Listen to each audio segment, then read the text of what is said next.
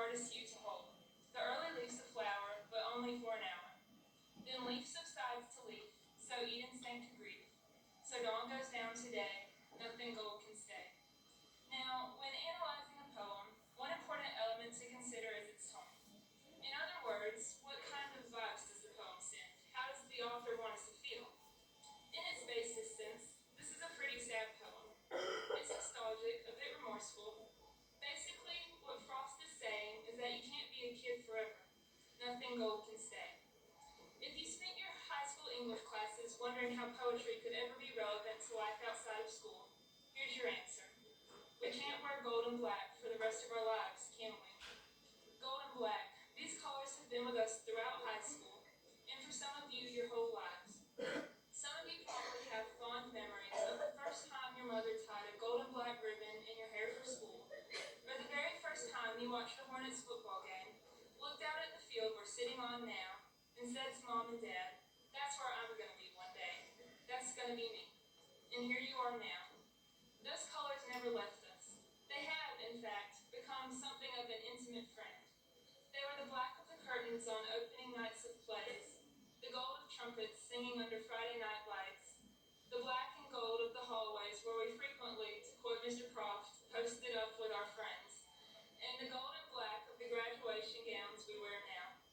They were with us all throughout high school, and they are here with us now as we bid a final farewell to the colors that have become more than colors to us, that have come to represent pride, spirit, camaraderie, victory, but nothing gold can stay. I'd like to know why that's such a bad thing, though. If you look at Frost's diction, you'll notice that he uses many negative words and phrases in this poem. Gold, her hardest hue to hold. So Eden sank to grief. Dawn goes down today. A writer's most valuable tool is his words. And in the case of good literature, every word holds its own special significance. So I have to wonder, why did Frost say that dawn goes down to the day? He makes it sound as if dawn is condescending to daytime, debasing itself, taking a step in the wrong direction. I probably don't have the authority to correct the great Robert Frost, but I think he was mistaken here. Dawn goes up today. It rises to meet the radiant afternoon. Our golden morning may have passed, but look what's in front of us. A new day, a fresh start, a future that is ours. We may be leaving Cook High School behind tonight, but we are headed for something great, the beginning of the rest of our lives. I think I'm supposed to give you some advice for the future at some point during this speech, so let me share some with you that was once shared with me. My junior year, when I was a new student at Cook High School, a teacher asked me what I planned on doing after college. I remember staring bashfully down at my shoes and stuttering out something to the effect of, I want to be a writer, but I probably need a real job first, a plan B. I probably stuttered out a few more unintelligible words until my teacher, whom I had only just met, told me something I'll never forget. They looked at me like I was crazy and said, "If you want to write, then write. Don't worry about a plan B. Forget plan B." Well, I was shocked. Here was someone I barely knew, someone who had never read a single word I'd written, urging me, demanding of me to pursue my dreams. And before I get to my point, I want to take this moment to recognize all the remarkable teachers at Cook High School that have consistently demanded the best from us. I've heard it said that teaching can be a thankless job sometimes, so I want to remedy that and thank each of you for your adamant support and dedication to our futures, and above all, just the little things.